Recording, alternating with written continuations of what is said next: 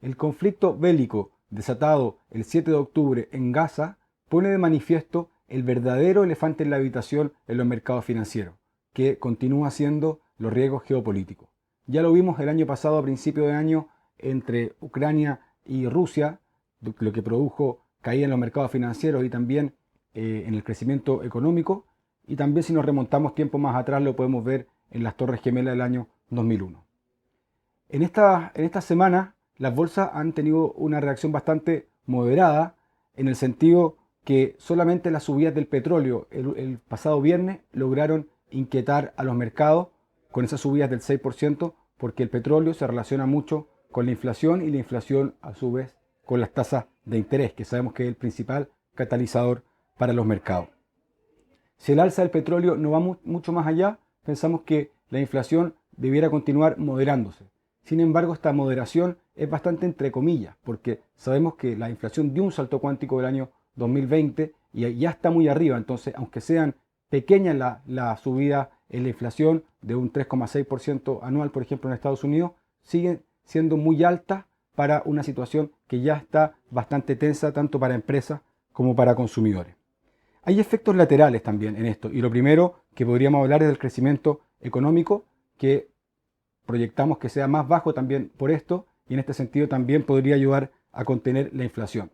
Hemos dicho que estamos en un proceso de desaceleración económica que va a ser largo y con un crecimiento muy mediocre del mundo entero, pensamos, y en estos momentos Estados Unidos, si bien ha mostrado cierta resiliencia, en China hemos visto que se han visto caídas en el crecimiento mayores a la esperada. Pero además de la inflación y el crecimiento, es importante saber qué está pasando con las tasas de interés. Porque la opinión dominante antes del 7 de octubre era que estábamos en la parte final de la subida de tasas de interés. O sea que quedaba más o menos una subida. Eso así lo recalcaron tanto Michelle Bauman como Loretta Mester la semana antepasada. Sin embargo, la semana pasada vimos a otras dos miembros del Consejo Monetario, como son Susan Collins, que es la presidenta de la Fed de Boston, y también Mary Daly, que es la presidenta de la Fed de San Francisco, que dijeron más o menos como que la estabilidad de precios ya se estaba logrando, y por otro lado, y Mary Daly en particular, apeló a que las tasas de largo plazo, al haber subido por condiciones de mercado, el trabajo ya estaría prácticamente hecho.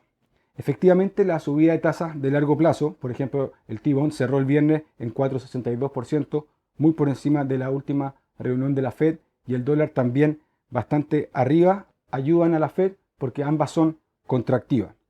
Y también es interesante ver la relación de tasas de interés de corto plazo y de largo plazo, ya que las de corto plazo son las que mueve la Fed y las de largo plazo son las que mueve el dólar y también los mercados. Es posible que estas nuevas subidas del dólar y también de las tasas de interés largas eviten nuevas subidas de tasas de interés, como más o menos dijeron las dos miembros del Consejo Monetario en Estados Unidos, y esto es lo que podría estar descontando el mercado. ¿Y cómo juega todo esto en la guerra de Gaza? Sabemos que la subida del petróleo empeora las condiciones de inflación, pero también están las subidas del dólar que mejora respecto de las proyecciones de baja de tasa de interés. Y aunque la Fed y el Banco Central Europeo han dicho que van a ser data dependientes y también han demostrado ser sensibles tanto a la estabilidad social como a la estabilidad financiera, pensamos que salvo escenarios de fuertes subidas de la inflación, es altamente probable que también ante estas incertidumbres provocadas por la guerra, tanto el Banco Central Europeo como la Fed opten por no tensar más la cuerda monetaria. Pero esto también nos lleva a la otra cara de la moneda, que es cuál ha sido el impacto de la subida de tasa de interés en la economía y también en las empresas. El viernes pasado empezó la temporada de resultados con los bancos, como siempre, con noticias básicamente buenas, tanto para JP Morgan, para Wells Fargo, Citi y BlackRock.